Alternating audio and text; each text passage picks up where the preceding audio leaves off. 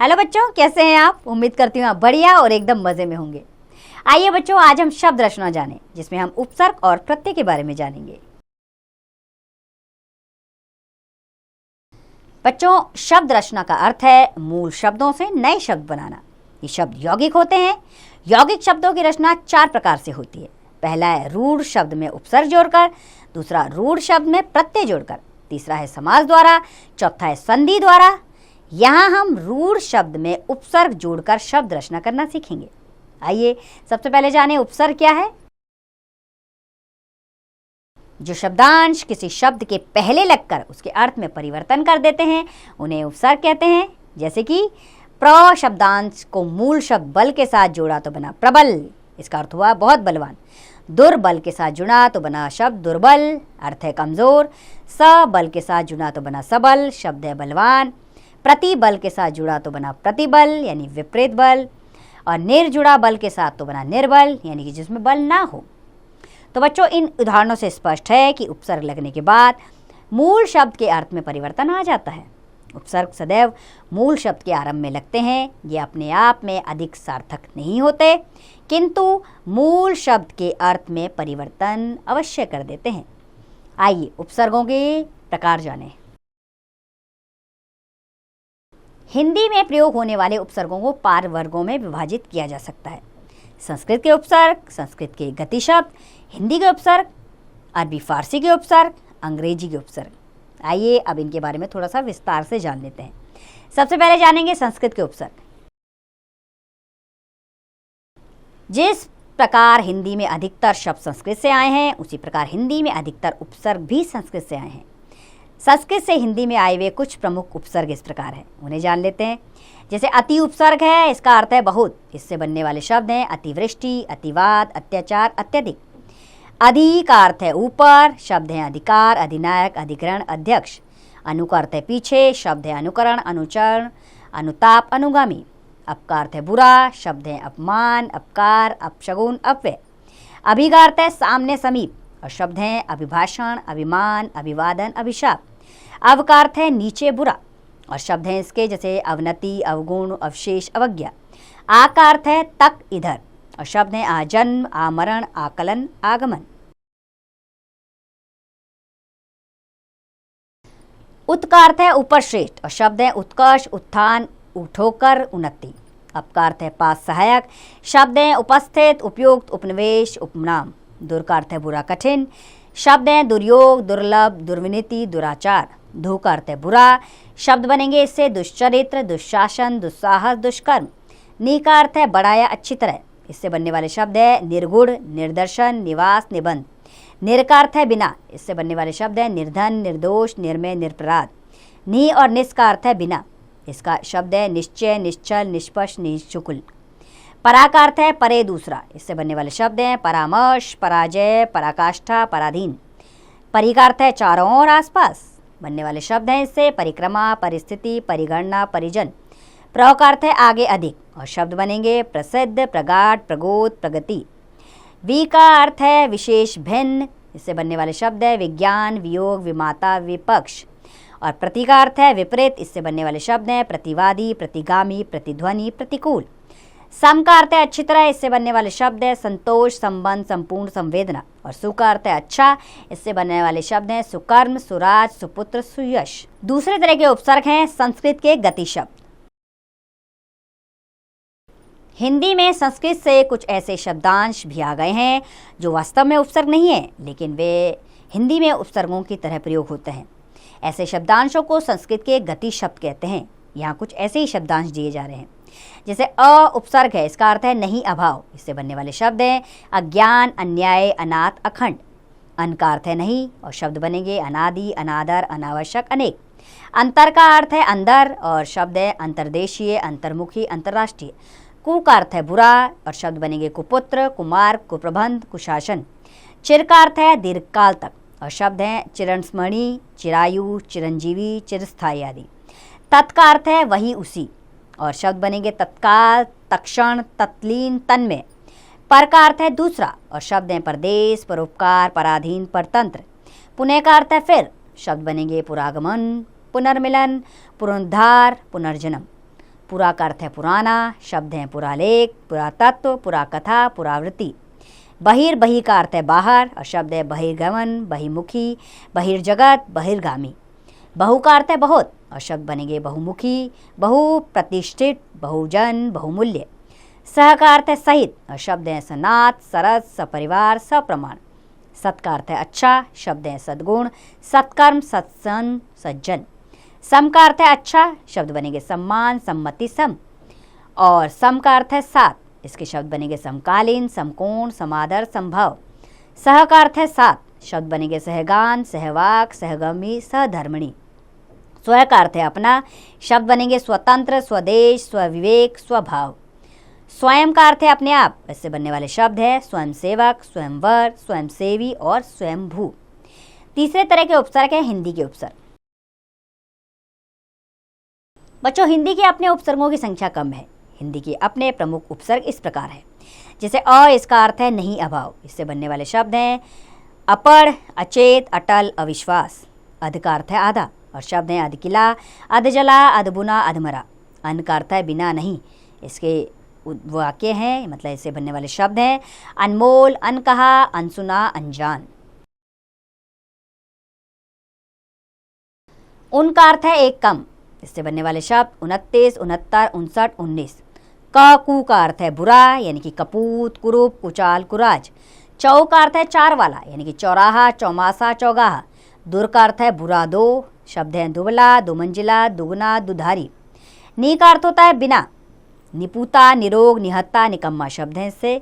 पर का अर्थ है दूसरा, जैसे परदादा, परदेसी, परलोक, परहित। बिन का अर्थ है बिना, जैसे बिन ब्याहा, बिन देखा, बिन मांगा, बिन बुलाया। भर का अर्थ है भरा पूरा, जैसे कि भरपेट, भरकस, भरपूर, भरपाई। और सु का अर्थ है अच्छा, यानी कि सपूत, सफल, स्वरूप, सुकाज आदि। चौथे हैं अरबी फारसी के उपसर्ग। हिंदी काफ़ी समय तक अरबी फारसी के संपर्क में भी रही है, इसलिए इन भाषाओं के कुछ उपसर्ग हिंदी में भी प्रचलन में आ गए हैं। हिंदी में प्रचलित अरबी फारसी के प्रमुख उपसर्ग इस प्रकार है। जैसे कम उपसर्ग है, इसका अर्थ है थोड़ा हीन, और उदाहरण है इसके कमअक्ल, कमज़ोर, कमबख्त, कम खर्ची। खुश का अर्थ है अच्छा, जैसे खुशकिस्मत, खुशखबरी, खुशमिजाज, खुशहाल। गैर का अर्थ है बिना, जैसे गैर कानूनी, गैर हाजिरी, गैर ज़रूरी, गैर सरकारी। दर का अर्थ है में, जैसे दरअसल, दरकिहार, दर हकीकत, दरमियान। ना का अर्थ है नहीं, जैसे नाकाम, नालायक, नामंजूर, नाबालिग। बौ का अर्थ है साथ, जैसे बदौलत, बखूबी, बनाम। बद का अर्थ है बुरा, जैसे बदनाम, बद परहेज, बदमिजाज, बदहजमी। बा का अर्थ है सहित साथ, जैसे बादब, बाकायदा, बाइज्जत, बादस्तूर। बे का अर्थ है बिना, जैसे बेईमान, बेहिसाब, बेशक, बेलगाम। ला का अर्थ है बिना, जैसे लाइलाज, लावारिस, लापता, लापरवाह। सर का अर्थ है प्रमुख, जैसे सरताज, सरदार, सरकार, सरपंच।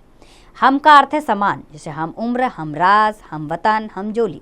हर का अर्थ है प्रत्येक, जैसे हम रोज़, हर घड़ी, हर दिन, हर जगह आदि। पांचवा है अंग्रेजी के उपसर्ग। हिंदी में बहुत थोड़े से उपसर्ग अंग्रेजी के भी प्रयोग होते हैं, जो इस प्रकार हैं। जैसे चीफ, इसका अर्थ है मुख्य, जैसे कि chief engineer, chief minister. General, इसका भी अर्थ होता है मुख्य, जैसे जनरल मैनेजर। डिप्टी का अर्थ होता है उप, अर्थात deputy collector, deputy commissioner, deputy CM. Vice का अर्थ होता है उप, जैसे वाइस चांसलर, वाइस प्रेसिडेंट। सब का अर्थ भी होता है उप, जैसे सब इंस्पेक्टर, सब जज, सब वे।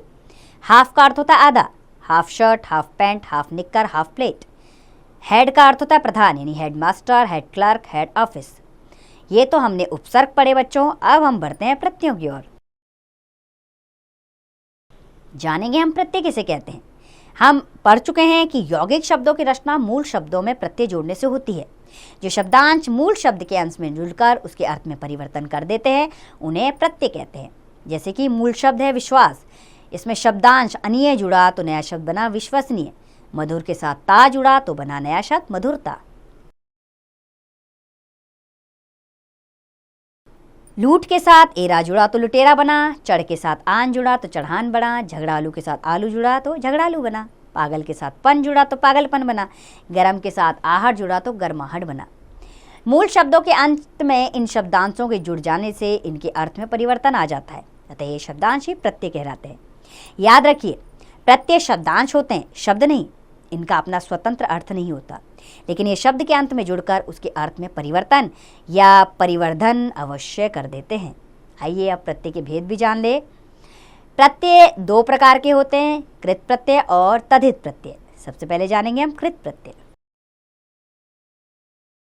वे प्रत्यय जो क्रिया के धातु रूपों के अंत में जुड़कर संज्ञा या विशेषण शब्दों का निर्माण करते हैं, उन्हें कृत प्रत्यय कहते हैं। कृत प्रत्ययों से बने यौगिक शब्दों को कृदंत प्रत्यय कहते हैं। जैसे पढ़ में आई जुड़ा पढ़ाई, लिख में आवट जुड़ा लिखावट, घूम में अक्कड़ जुड़ा तो घुमक्कड़ बना। बच्चों, कृत प्रत्यय के 5 भेद होते हैं। कृतवाचक कृत प्रत्यय, क्रमवाचक कृत प्रत्यय, करणवाचक कृत प्रत्यय, भाववाचक कृत प्रत्यय और क्रियावाचक कृत प्रत्यय। सबसे पहले हम जानेंगे कृतवाचक कृत प्रत्यय। जिन प्रत्ययों से क्रिया को करने वाले कर्ता का पता चलता है, उन्हें कृतवाचक कृत प्रत्यय कहते हैं। जैसे अक, इसका शब्द रूप है धावक बाल, और प्रत्यय जुड़ा अक्कड़ तो बना पियक्कड़ घुमक्कड़। आक का अर्थ है तैराक, और आऊ प्रत्यय जुड़ा तो कमाऊ टिकाऊ बना। या बढ़िया कुटिया, इसमें आड़ी जुड़ा तो अगाड़ी खिलाड़ी बना। ऊ यानी खाऊ पीऊ, हार जुड़ा तो पालनहार सिरहंजन हार बना। दूसरे तरह के प्रत्यय होते हैं कर्मवाचक कृत प्रत्यय। जिन प्रत्ययों से कर्मवाचक शब्दों का निर्माण होता है, उन्हें कर्मवाचक कृत प्रत्यय कहते हैं। जैसे हुई एक प्रत्यय है, इसमें लिखी हुई देखी हुई, नी जुड़ा तो चोरनी ओढ़नी बना। औना बिछौना खिलौना, हुआ से लिखा हुआ पढ़ा हुआ बना। तीसरा है करणवाचक कृत प्रत्यय। जिन प्रत्ययों से क्रिया के साधक या करण का पता चलता है, उन्हें करणवाचक कृत प्रत्यय कहते हैं। जैसे ई, जैसे बोली, रेती फांसी, ना से खाना जीना ढकना, अन से झाड़न बेलन, नी से सूघनी कतरनी आदि। चौथा होता है भाववाचक कृत प्रत्यय। जिन प्रत्ययों के योग से भाववाचक संज्ञाओं की रचना होती है, उन्हें भाववाचक कृत प्रत्यय कहते हैं। जैसे कि आओ चढ़ाओ बहाओ, अन से मिलन चलन, आवा से बना पछतावा भुलावा, आवट से बना बनावट लिखावट, ओती से बना मनौती चुनौती, और आन से बना मिलान तूफान। 5वें होते हैं क्रियावाचक कृत प्रत्यय। जिन प्रत्ययों से क्रियावाचक शब्दों का निर्माण होता है, उन्हें क्रियावाचक कृत प्रत्यय कहते हैं। जैसे ना से रहना बैठना भागना, आ से बना देखा पीटा रोका, कर से बना बैठकर सोकर उठकर, और ता से बना चढ़ता चलता डूबता। या प्रत्यय से बने शब्द हैं गाया नहाया पिया आदि। ये तो थे कृत प्रत्यय। अब हम बढ़ते हैं तद्धित प्रत्यय की ओर। बच्चों, जो प्रत्यय क्रिया से भिन्न शब्दों जैसे संज्ञा सर्वनाम विशेषण आदि में जुड़ते हैं, उन्हें तद्धित प्रत्यय कहते हैं। जैसे नगर में इक जुड़ा नागरिक, गंभीर में ता जुड़ा गंभीरता, बल में वान जुड़ा तो बलवान बना। आइए तद्धित प्रत्यय के भेद भी जान लें। पहला भेद है इसका संबंधवाचक तद्धित प्रत्यय, दूसरा भाववाचक तद्धित प्रत्यय, तीसरा कृतवाचक तद्धित प्रत्यय, चौथा है लघुतावाचक तद्धित प्रत्यय, 5वां है इसका भेद है क्रमवाचक तद्धित प्रत्यय, छठा है गुणवाचक तद्धित प्रत्यय, और 7वां है स्त्रीलिंग तद्धित प्रत्यय, और 8वां बहुवचनवाचक तद्धित प्रत्यय। एक एक करके जान लेते हैं इन्हें। सबसे पहले जानेंगे संबंधवाचक तद्धित प्रत्यय के बारे में। जिन प्रत्ययों से बनने वाले शब्द किसी संबंध का बोध कराते हैं, उन्हें संबंधवाचक तद्धित प्रत्यय कहते हैं। जैसे ई प्रत्यय से बना बंगाली गुजराती, इक से बना मार्मिक धार्मिक सामाजिक, आल से बना नैनिहाल ससुराल, जा से बना भतीजा भांजा। दूसरा होता है भाववाचक तद्धित प्रत्यय। शब्द के अंत में जुड़कर भाव को अभिव्यक्त करने वाले शब्द भाववाचक तद्धित प्रत्यय कहलाते हैं। जैसे क से बने शब्द हैं पाठक लेखक, कार से बने कलमकार पत्रकार, दार से बना कर्जदार ईमानदार, घर से बना जादूगर कारीगर। तीसरा है कृतवाचक तद्धित प्रत्यय। जिन प्रत्ययों से कार्य करने वाले का बोध होता है, उन्हें कृतवाचक तद्धित प्रत्यय कहते हैं। जैसे इया से बना सुखिया दुखिया, वाला से बना पानी वाला रिक्शा वाला, आर प्रत्यय से बना सुनार चम्रकार, एरा से बना कमेरा बसेरा लुटेरा। चौथा है लघुतावाचक तद्धित प्रत्यय। वे प्रत्यय जिनसे बनने वाले शब्दों से लघुता का बोध हो, उन्हें लघुतावाचक तद्धित प्रत्यय कहते हैं। जैसे ई से बना शब्द है पहाड़ी मेंढकी, या से बना लुटिया कुटिया, ड़ा से बना डुखड़ा मुखड़ा। 5वां है क्रमवाचक तद्धित प्रत्यय। जिन प्रत्ययों से बनने वाले शब्दों से क्रम का पता चलता हो उन्हें क्रमवाचक तद्धित प्रत्यय कहते हैं। जैसे कि सरा से तीसरा दूसरा, हरा से दूहरा इकारा, वा से बना पांचवा दसवां, गुना से बना दुगुना तिगुना। और छठा है गुणवाचक तद्धित प्रत्यय। जिन प्रत्ययों से बने शब्द गुण का बोध कराते हैं उन्हें गुणवाचक तद्धित प्रत्यय कहते हैं। जैसे इक से बना साप्ताहिक दैनिक, इत से बना हर्षित रक्षित पीड़ित, आ से बना दूरवा भूखा पगला, और आलू से बना ईर्ष्यालु दयालु। मान से बने शब्द हैं श्रीमान बुद्धिमान, और ईला से बने शब्द हैं रसीला चमकीला। सातवां है स्त्रीलिंग वाचक तद्धित प्रत्यय। जिन प्रत्ययों के योग से शब्द स्त्रीलिंग वाचक हो जाते हैं उन्हें स्त्रीलिंग तद्धित प्रत्यय कहते हैं। जैसे ई प्रत्यय से बने शब्द हैं नानी दादी बेटी, आनी से जेठानी सेठानी, इन से मालिन सुलानिन, आ से सुता प्रिया बाला आदि। और आठवां है बहुवचन वाचक तद्धित प्रत्यय। जिन प्रत्ययों के लगने से शब्द बहुवचन बन जाते हैं उन्हें बहुवचन वाचक तद्धित प्रत्यय कहते हैं।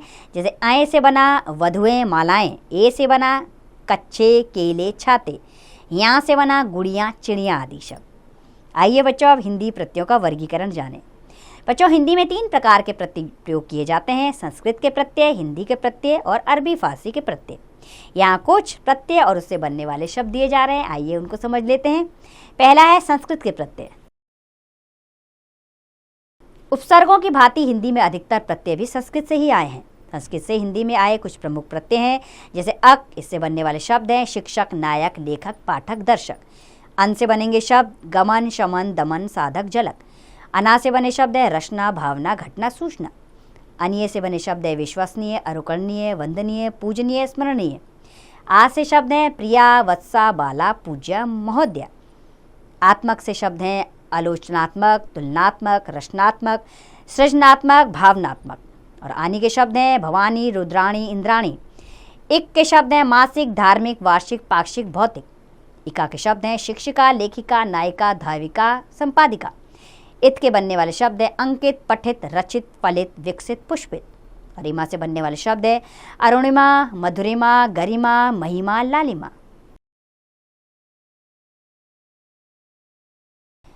इल से बनेंगे शब्द जटिल, धूमिल, पंकिल, फेनिल, स्वप्निल। इष्ट से गरिष्ठ, वरिष्ठ, बलिष्ठ, स्वादिष्ट। ई से बनने वाले शब्द बोली, स्वदेशी, किशोरी, कल्याणी, श्रावणी। ईन से कुलीन, नवीन, मलिन, ग्रामीण, प्राचीन। ये से बने शब्द नगरीय, भारतीय, देशीय, शासकीय, प्रांतीय। तर से उग्रतर, उग्रतम, मृदुतर, उच्चतर, दृढ़तर। तम से बनने वाले शब्द उच्चतम, सुंदरतम, श्रेष्ठतम, सफलतम, कुशलतम। त्व से बनेंगे गुरुत्व, पुरुषत्व, बंधुत्व, शिष्यत्व, वीरत्व, देवत्व। त्र से बनेंगे यत्र, तत्र, सर्वत्र, एकत्र, अन्यत्र। पूर्वक से बनेंगे दयापूर्वक, ध्यानपूर्वक, प्रेमपूर्वक, बलपूर्वक और स्नेहपूर्वक।